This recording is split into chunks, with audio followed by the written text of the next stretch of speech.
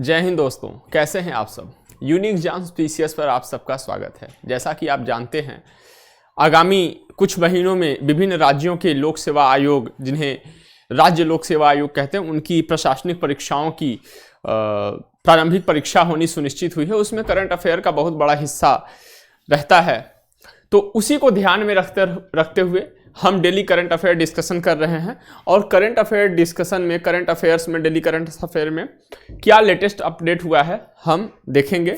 और जैसा कि आप जानते हैं, हम प्रश्न के माध्यम से क्वेश्चन देखते, प्रश्नों के माध्यम से हम उसकी व्याख्याएं देखते हैं और उस व्याख्या में हम उस पॉइंट से रिलेटेड, उस टॉपिक से रिलेटेड तमाम चीज़ों का अध्ययन कर लेते हैं एक ही बार में। ठीक है, तो चलिए देखते हैं, शुरुआत करते हैं। पहला प्रश्न क्या है हमारे पास? हमारे पास पहला प्रश्न है, फेम इंडिया योजना किस मंत्रालय की पहल है? फेम इंडिया योजना किस मंत्रालय की पहल है? तो सबसे पहले हम फेम इंडिया योजना के बारे में पूरी जानकारी ले लेते हैं और इसी में इस प्रश्न का उत्तर होगा। चलिए, अभी हाल ही में फेम इंडिया योजना के सेकेंड चरण की शुरुआत हुई है। अगर हम फेम इंडिया की बात करें, FAME, ठीक है, फेम इंडिया की बात करें तो इसका पूरा नाम faster adoption and manufacturing of hybrid and electrical vehicles है। ठीक, अब दूसरा चरण शुरुआत हुआ है, इसका मतलब पहला चरण भी कभी हुआ रहा होगा। तो पहला चरण जो है वह 1 अप्रैल 2015 से लेकर 31 मार्च 2019 तक चला। इसमें इसे कई बार बढ़ाया गया और जो बढ़कर अंतिम समाप्त हुआ वह 31 मार्च 2019 को यह समाप्त हुआ। सॉरी, अगर इसके हम दूसरे चरण की बात करें तो यह 1 अप्रैल 2019 से लेकर 3 साल की अवधि के लिए लागू किया गया है। ठीक, 19-20, 20-21, 21-22। ठीक है, तो यह इसके समापन का वर्ष है, इसलिए यह महत्वपूर्ण हो जाता है। अब यह बात करें, जैसा कि प्रश्न में ही पूछा गया है, किस मंत्रालय की पहल है, तो यह भारी उद्योग मंत्रालय की पहल है। ध्यान रखिएगा, भारी उद्योग मंत्रालय की यह पहल है। ठीक, आगे चलते हैं अगले स्लाइड पर। अब फेम इंडिया का उद्देश्य क्या है? फेम इंडिया का उद्देश्य है इलेक्ट्रॉनिक वाहनों के बड़े पैमाने पर उपयोग के लिए, बहुत अधिक पैमाने पर इलेक्ट्रॉनिक वाहनों के उपयोग के लिए आवश्यक बुनियादी ढांचों में सुधार करना, यह इसका उद्देश्य है।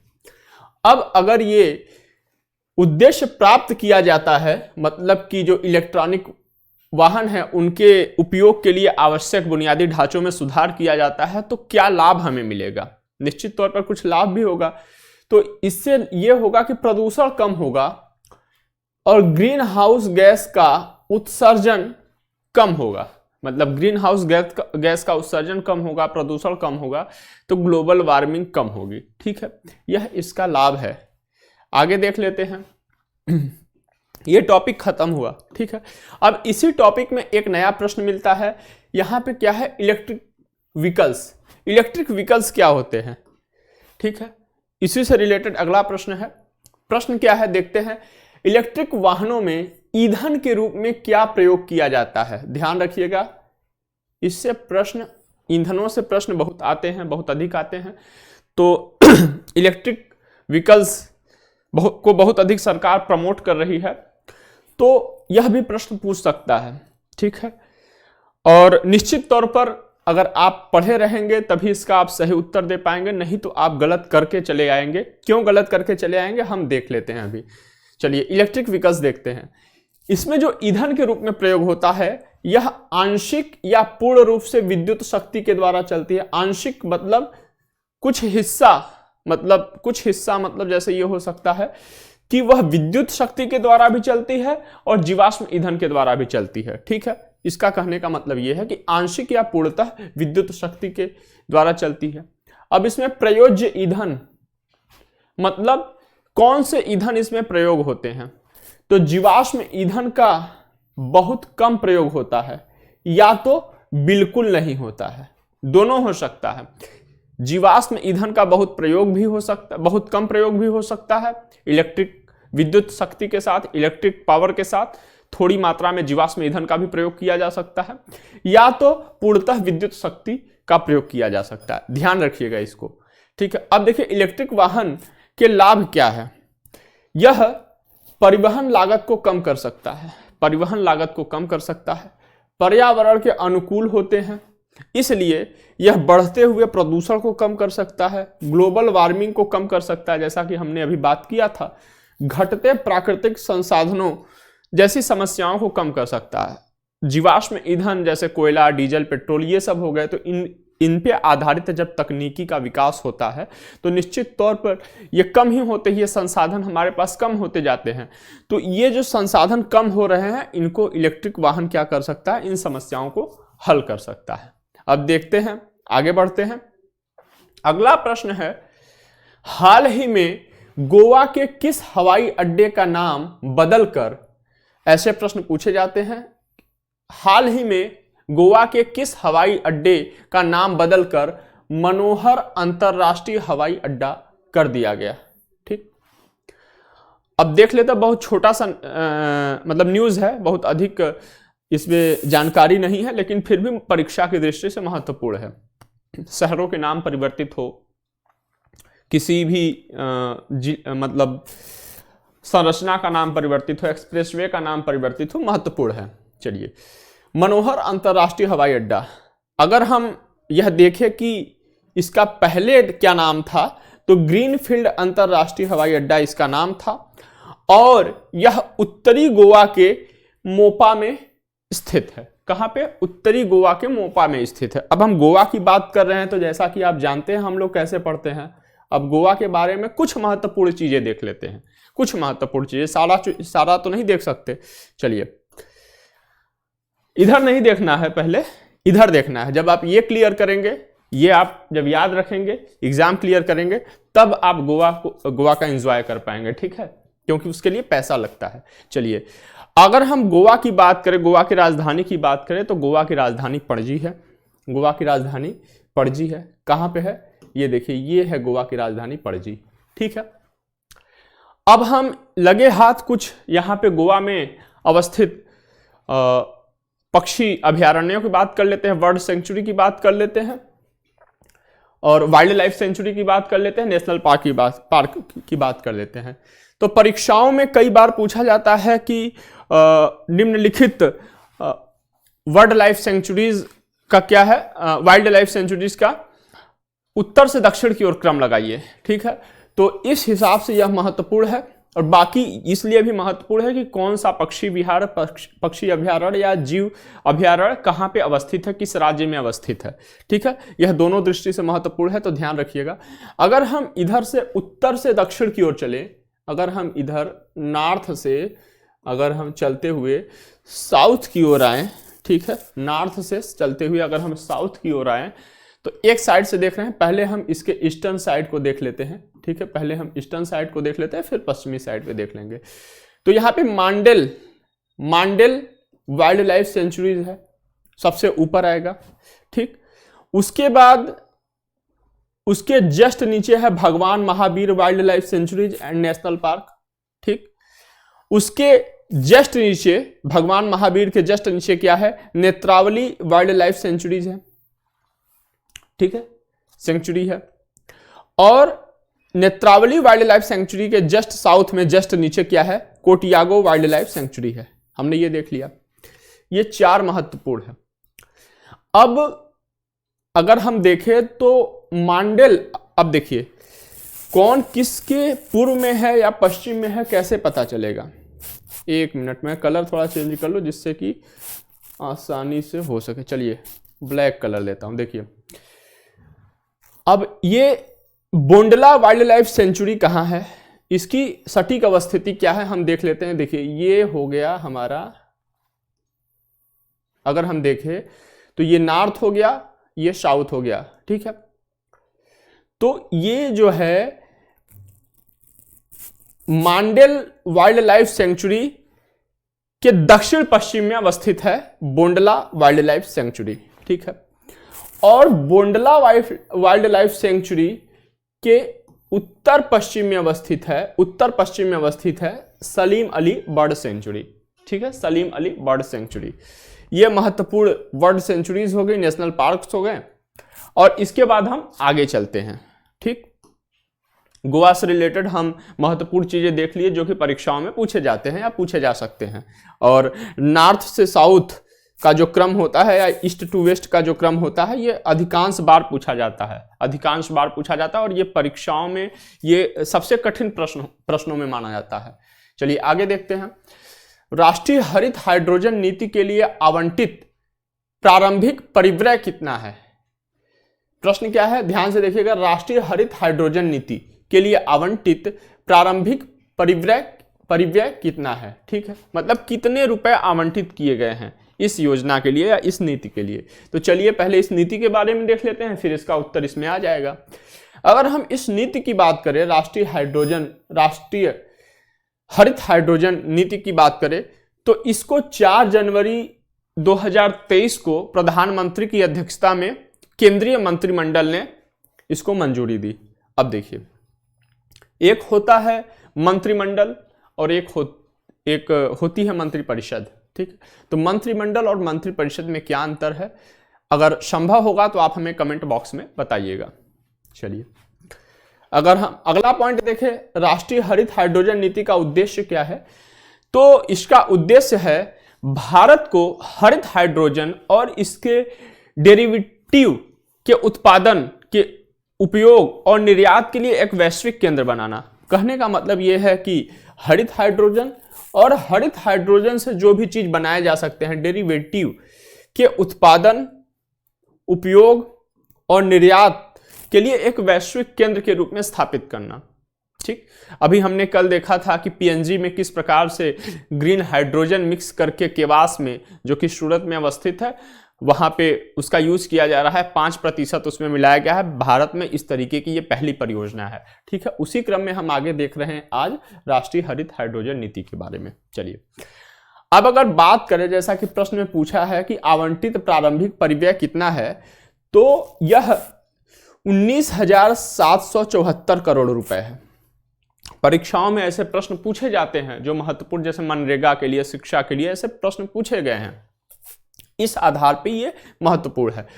अब देखिए, कुल 19,744 करोड़ रुपए आवंटित किए गए हैं और उसमें से सबसे अधिक 17,490 करोड़ रुपए का आवंटन ग्रीन हाइड्रोजन ट्रांजिशन प्रोग्राम के लिए आवंटित किए गए हैं। ग्रीन हाइड्रोजन ट्रांजिशन प्रोग्राम के लिए आवंटित किया गया है। ठीक है, अब आगे देखते हैं। अब इस राष्ट्रीय हरित हाइड्रोजन मिशन का उद्देश्य क्या है? इसका उद्देश्य क्या है, हम देख लेते हैं। कुछ महत्वपूर्ण पॉइंट्स है। पहला यह है कि भारत को वर्ष 2070 तक शुद्ध शून्य कार्बन उत्सर्जन के अपने जलवायु परिवर्तन वाला जो इनका लक्ष्य है, वर्ष 2070 तक की भारत को शुद्ध शून्य कार्बन उत्सर्जन बनना है, उसको पूरा करने में सक्षम बनाना। एक वे है कि हम 2070 तक 0 कार्बन एमिशन के अपने लक्ष्य को प्राप्त कर सके। यह राष्ट्रीय हरित हाइड्रोजन नीति का एक उद्देश्य है। दूसरा उद्देश्य क्या है? हाइड्रोजन ईंधन, भारत में हाइड्रोजन ईंधन का उत्पादन और भारत को इसका निर्यात का केंद्र बनाना। ठीक है, आगे देखते हैं अगला लक्ष्य क्या है। वर्ष 2030 तक प्रति 5 वर्ष मिलियन टन हरित हाइड्रोजन का उत्पादन करने की क्षमता प्राप्त करना। कहने का मतलब यह है कि वर्ष 2030 तक हम वो क्षमता प्राप्त कर लें कि प्रति वर्ष 5 मिलियन टन हरित हाइड्रोजन का हम उत्पादन कर सके। ठीक, अगला क्या है? वर्ष 2030 तक 125 गीगावाट अक्षय ऊर्जा की क्षमता में वृद्धि करना। ठीक, वर्ष 2030 तक 125 गीगावाट अक्षय ऊर्जा की क्षमता में वृद्धि करना। आगे देखते हैं अगला क्या है। वर्ष 2030 तक लगभग 50 मिलियन मीट्रिक टन प्रति वर्ष कार्बन डाइऑक्साइड उत्सर्जन में कमी करना। वर्ष 2030 तक, ध्यान रखिएगा, ये वर्ष और इसका जो उद्देश्य है या इसका जो लक्ष्य है, ये ध्यान में रखिएगा। परीक्षाओं में यहीं से प्रश्न आएंगे, यहां से भी प्रश्न आएंगे और ये निश्चित तौर पर बहुत कठिन प्रश्न होंगे, ये याद रखिएगा जो मैं ये पॉइंट कर रहा हूं, ठीक है। वर्ष 2030 तक 1 लाख करोड़ रुपए के जीवाश्म ईंधन के आयात में कमी लाना। देखिए बहुत अधिक महत्वपूर्ण है वर्ष 2030 भारत के आगामी विकास के लिए, ठीक है, क्योंकि बहुत सारे परिवर्तन होने हैं। ऐसा लक्ष्य रखा गया है कि वर्ष 2030 तक हम अपने एनर्जी के क्षेत्र में महत्वपूर्ण परिवर्तन कर लेंगे, जिससे कि भारत की जो व्यय है, भारत का जो आयात व्यय है उसमें कमी लाया जा सके। और जब कमी आएगा तो उसको भारत के विकास में, भारत में खर्च किया जाएगा। वो पैसा, जो पैसा बचेगा वो धनराशि भारत के विकास के लिए खर्च की जाएगी। चलिए, वर्ष 2030 तक इस क्षेत्र में, ठीक है, मतलब नवीकरणीय ऊर्जा के क्षेत्र में 8 लाख करोड़ रुपए से अधिक का निवेश करना और वर्ष 2030 तक नवीकरणीय ऊर्जा के क्षेत्र में 6 लाख से अधिक रोजगार का सृजन करना, ये उद्देश्य है, ठीक है। अगला हमारे पास जो है, यहां तक ये पूरा हो गया, इसका स्क्रीनशॉट ले लीजिए। इस प्रश्न का उत्तर भी आपको मिल गया होगा, इस प्रश्न का उत्तर भी आपको मिल गया होगा। चलिए आगे चलते हैं। अगला क्या है? अगला प्रश्न है कि हाल ही में भारत के किस राज्य की जग मिशन योजना ने, कौन सी योजना है? जग मिशन योजना ने यूएन हैबिटेट का वर्ल्ड हैबिटेट पुरस्कार 2023 जीता। मतलब कौन सी योजना, भारत के किस राज्य की जग मिशन योजना किस राज्य की है, यह प्रश्न पूछ रहा है। इस मिशन ने हाल ही में यूएन हैबिटेट का वर्ल्ड हैबिटेट पुरस्कार 2023 का पुरस्कार जीता है। चलिए, जग मिशन का एक अन्य नाम है ओडिशा लाइवेबल हैबिटेट मिशन, ठीक है। ओडिशा लाइवेबल हैबिटेट मिशन इसका एक अन्य नाम है। अब नाम से पता ही चल गया होगा कि यह ओडिशा स्टेट का है। बहुत सारे लोग आज भी इसको क्या कहते हैं, पढ़ते हैं, उड़ीसा पढ़ते हैं। असल में अब यह नाम बदल दिया गया है, ठीक है, नाम बदलकर ओडिशा हो गया है। तो उड़ीसा गलत संबोधन है, पूर्व नाम है स्टेट का, ठीक है। अब ये जग मिशन है क्या? यह जग मिशन झुग्गी सुधार और पट्टा सुरक्षा कार्यक्रम है। झुग्गी सुधार और पट्टा सुरक्षा कार्यक्रम है। किसका है?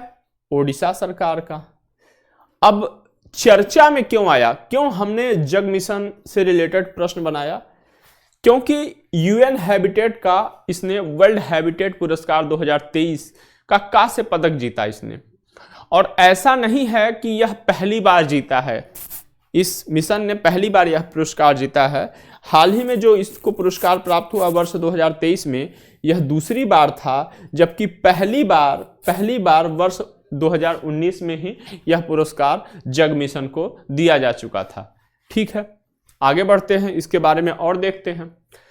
अब अगर हम बात करें पुरस्कार मिला है तो निश्चित तौर पर पुरस्कार का प्रदाता भी कोई होगा। तो कौन है प्रदाता? वर्ल्ड हैबिटेट, ये क्या है? यूके स्थित एक संगठन है। यूके मतलब यूनाइटेड किंगडम स्थित एक संगठन है। और United nation habitat, UN habitat, इन्होंने संयुक्त रूप से यह पुरस्कार प्रदान किया है।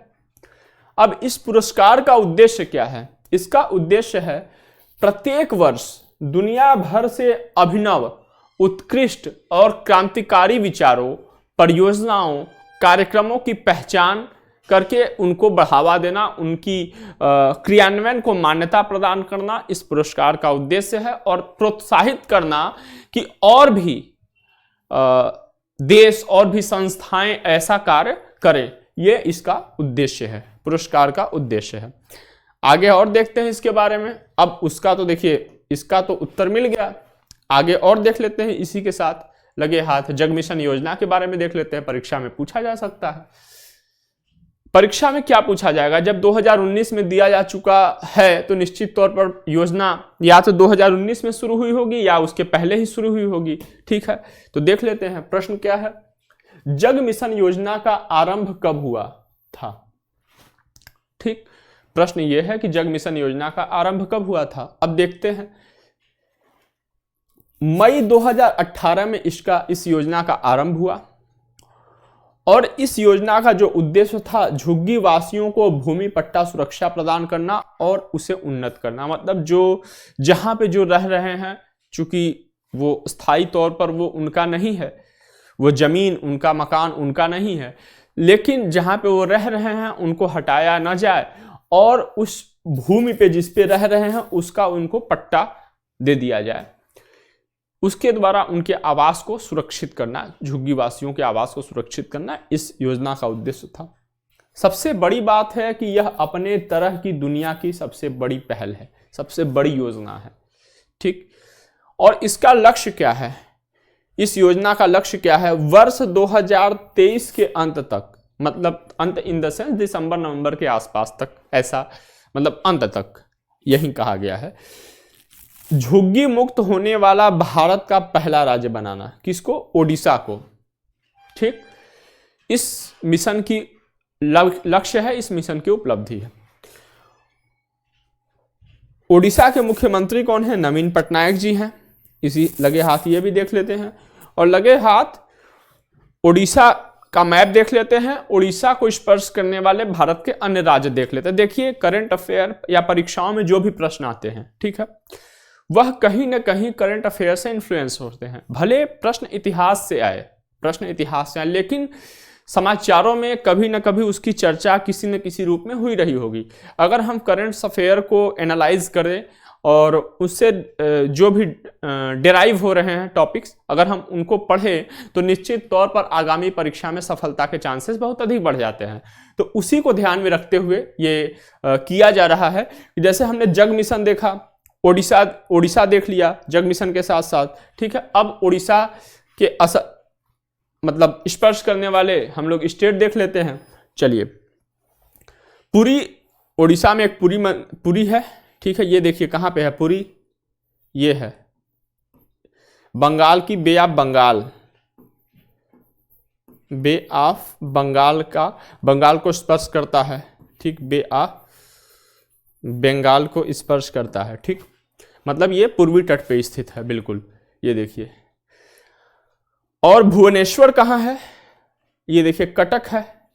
पहले ये राजधानी थी ओडिशा की राजधानी पहले कटक थी, लेकिन अब उसको कर दिया गया है भुवनेश्वर।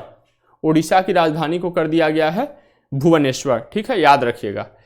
अब देखिए, इसके बाद अगर हम बात करें कि कौन कौन से स्टेट, भारत के कौन कौन से स्टेट इसको स्पर्श करते हैं, तो अगर हम देखें उत्तर में या उत्तर पूर्व हम इसको कह सकते हैं। अगर हम ऐसे विभाजित करें इसको, ठीक है, ऐसे, तो हम कह सकते हैं ये कहाँ पे है? नॉर्थ ईस्ट में कौन है? पश्चिम बंगाल है। इसके ठीक अगर हम उत्तर की बात, उत्तर तो नहीं कह सकते, लेकिन इसके लगभग उत्तर में क्या है? झारखंड है। इसके पश्चिम में छत्तीसगढ़ है, ठीक। इसके दक्षिण में आंध्र प्रदेश है। ये इसको स्पर्श करने वाले राज्य हैं, ठीक है। आगे चलते हैं, हम आगे चलते हैं। अगला है प्रश्न, सुन्नी बांध जल विद्युत परियोजना से रिलेटेड है। अभी हाल ही में प्रधानमंत्री नरेंद्र मोदी जी ने 2-3 परियोजनाओं का वर्चुअली उद्घाटन किया और शिलान्यास किया, ठीक है, शिलान्यास किया और आधारशिला रखा। तो उसी के क्रम में यह प्रश्न बना है और परीक्षाओं में अक्सर ऐसे प्रश्न पूछे जाते हैं कि फला जल विद्युत परियोजना किस नदी पर अवस्थित है, किस शहर में या किस राज्य में अवस्थित है, ऐसा प्रश्न पूछा जाता है निश्चित तौर पर, ठीक है, आते हैं। तो उसी को ध्यान में रखकर हम लोग आगे बढ़ रहे हैं। प्रश्न है, सुन्नी बांध जल विद्युत परियोजना किस नदी पर अवस्थित है? कौन सी नदी पर अवस्थित है सुन्नी बांध जल विद्युत परियोजना, ठीक है। तो अब हम सुन्नी बांध जल विद्युत परियोजना के बारे में फैक्ट्स देख लेते हैं। अगर हम इसकी क्षमता की बात करें तो यह लगभग 382 मेगावाट इसकी क्षमता होगी। यह सतलुज नदी पर है। कहां है? सतलुज नदी पर है। किस नदी पर? मतलब सतलुज नदी पर है। उत्तर आपको मिल गया। अब किस प्रदेश में है? तो हिमाचल प्रदेश में अवस्थित है।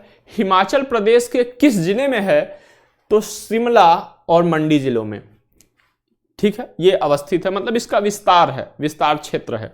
चलिए, किसके द्वारा यह विकसित किया जा रहा है? तो सतलुज जल विद्युत निगम लिमिटेड के द्वारा यह विकसित किया जा रहा है। सतलुज जल विद्युत निगम लिमिटेड के बारे में हम आगे देखेंगे, लेकिन कल मैंने आपको बताया था कि 3 श्रेणियां होती है, मिनी रत्न, नवरत्न, महारत्न। ये एक सार्वजनिक उपक्रम है। सार्वजनिक उपक्रम मतलब पब्लिक इंडस्ट्री है। तो यह मिनी रत्न इंडस्ट्री है। भारत सरकार और हिमाचल प्रदेश सरकार का यह संयुक्त उपक्रम है, ठीक है। आगे हम लोग इसके बारे में और चीजें देखेंगे। तो सुन्नी बांध जल विद्युत परियोजना हम देख लिए। आगे देखते हैं 2 अन्य परियोजनाएं कौन कौन सी हैं, उसी से रिलेटेड प्रश्न है। अगला है लुहरी जल विद्युत परियोजना। इसकी जो क्षमता है यह 210 मेगावाट है। यह भी सतलुज नदी पर ही है और हिमाचल प्रदेश में यह भी अवस्थित है, लेकिन जिला कौन सा है? कुल्लू और शिमला जिला में स्थित है, ठीक। इसका भी विकास सतलुज जल विद्युत निगम लिमिटेड के द्वारा किया जा रहा है। आगे देख लेते हैं, एक और है, ये है धौला सिद्ध जल विद्युत परियोजना। प्रश्न ऐसे ही पूछेंगे कि धौला सिद्ध जल विद्युत परियोजना किस नदी पर अवस्थित है, ठीक है। इसका प्रश्न आपसे पूछ सकता है लुहरी जल विद्युत परियोजना कहां अवस्थित है। चलिए, किस नदी पर, मतलब सतलुज नदी पे ये है, और कहां अवस्थित है, मतलब हिमाचल प्रदेश के शिमला और कुल्लू जिलों में।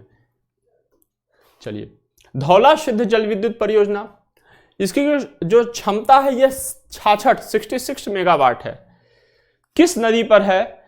तो यह सतलुज नदी पर नहीं है, बल्कि यह ब्यास नदी पर है। ध्यान रखिएगा, यह ब्यास नदी पर है। कहां अवस्थित है? यह भी हिमाचल प्रदेश में ही अवस्थित है। कहां पे? हमीरपुर और कांगड़ा जिलों में। हमीरपुर और कांगड़ा जिलों में। किसके द्वारा बनाया जा रहा है? यह भी सतलुज जल विद्युत निगम लिमिटेड के द्वारा यह भी विकसित किया जा रहा है, ठीक। हमने ये देख लिया। अब हम हिमाचल प्रदेश का मैप देख लेते हैं, मतलब इंडिया के मैप में हम हिमाचल प्रदेश देख लेते हैं और यह देख लेते हैं कौन से राज्य उसको स्पर्श करते हैं। चलिए,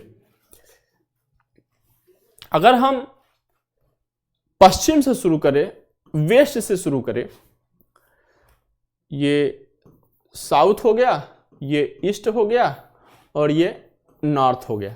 चलिए, तो हम अगर नीचे से शुरू करें तो इधर से देखिए, पंजाब हो गया, जम्मू कश्मीर हो गया, लद्दाख हो गया, ठीक है, उत्तराखंड हो गया। ये सब जो जिले हैं, ये सब जो स्टेट है, ठीक है, ये सब जो स्टेट है इसको स्पर्श करते हैं, हिमाचल प्रदेश को स्पर्श करते हैं। तो कौन कौन से यूटी है? यूटी हो गया आपका जम्मू कश्मीर और लद्दाख इसको स्पर्श करता है। तो ये मैप है, ठीक है। ऐसे ही पढ़ते रहिए और पूरा कॉन्सेप्ट क्लियर होता रहेगा आपका, ठीक है। ये आपका हिमाचल प्रदेश है, ये वाला हिस्सा आपका हिमाचल प्रदेश है। इधर इसको हरियाणा टच करता है, नीचे पंजाब के नीचे हरियाणा टच करता है, ठीक, थोड़ा हिस्सा। चलिए आगे चलते हैं। अब जैसा कि मैंने बताया था, SJVN सतलुज जल विद्युत लिमिटेड के बारे में हम देखेंगे थोड़ा।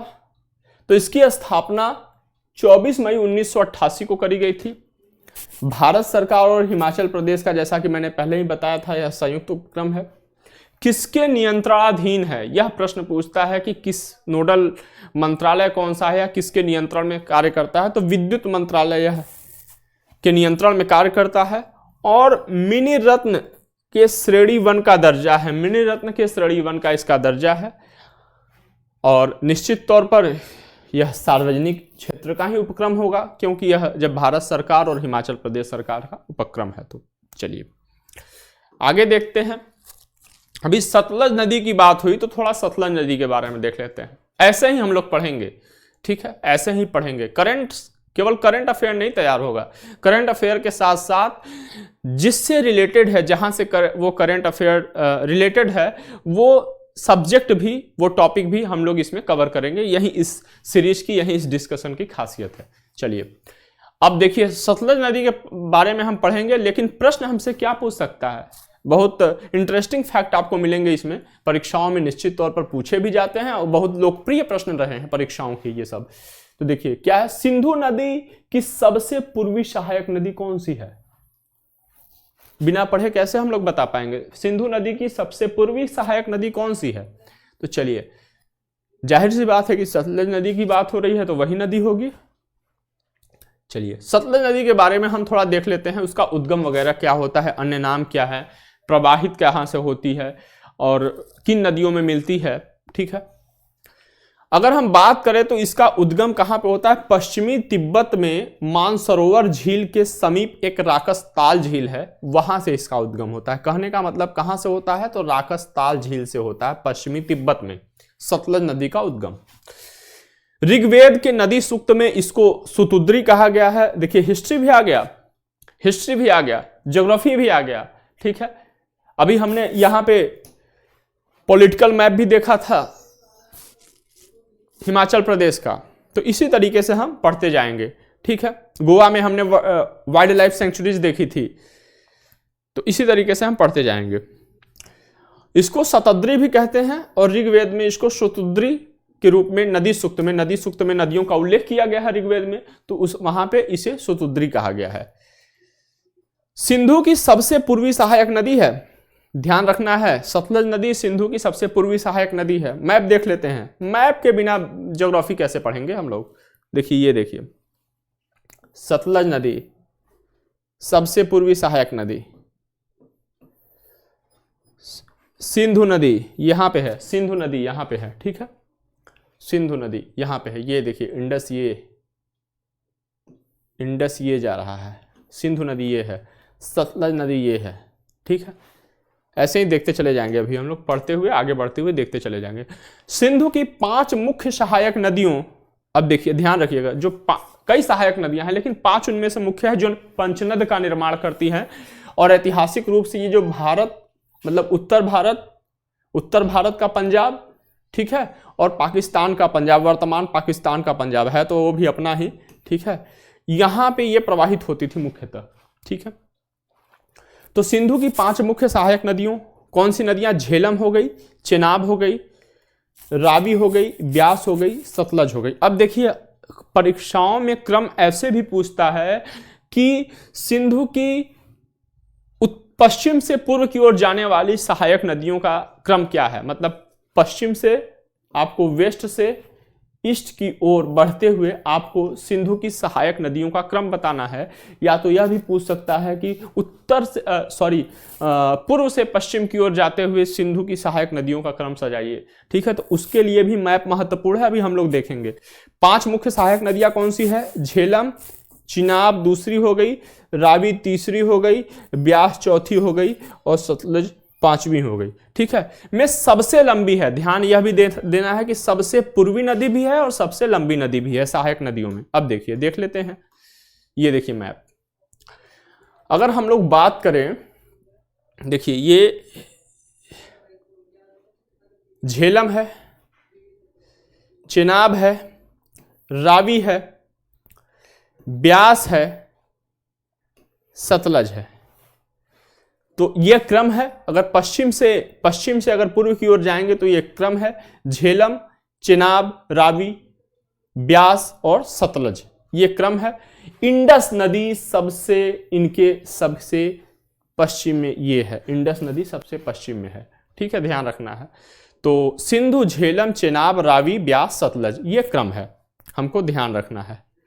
ठीक है, क्रम है। आगे देखते हैं क्या है प्रवाह। अगर हम इसके प्रवाह की बात करें तो जैसा मैंने आपको बताया था कि उत्तर भारत के पंजाब और पाकिस्तान के पंजाब में ये प्रवाहित होती है। उत्तर भारत में बहने वाली यह सदानीरा नदी है। सदानीरा का मतलब यह प्रत्येक मौसम में बहती है, प्रत्येक मौसम में यह बहती है। ठीक, तिब्बत हिमाचल प्रदेश की सीमा पर यह सिपकीला दर्रे से हिमाचल प्रदेश में प्रवेश करती है। अब देखिए यहां पे मैप से देख लेते हैं थोड़ा इसको, अब देखिए समझ में आएगा। यहां पे ये जो क्या है, यहां पे क्या है, सिपकीला दर्रा है। कौन सा दर्रा है?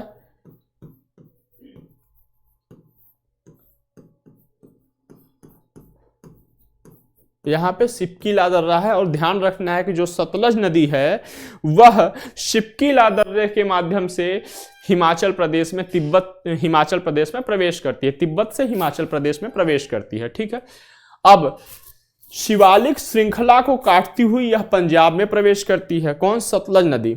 शिवालिक श्रृंखला को यह काटते, ये देखिए ये सतलज नदी है, हिमाचल प्रदेश से ये जा रही है। अब पंजाब, ये देखिए ये यहां पे है, ठीक है, ये यहां पे है। तो यहां पे क्या है?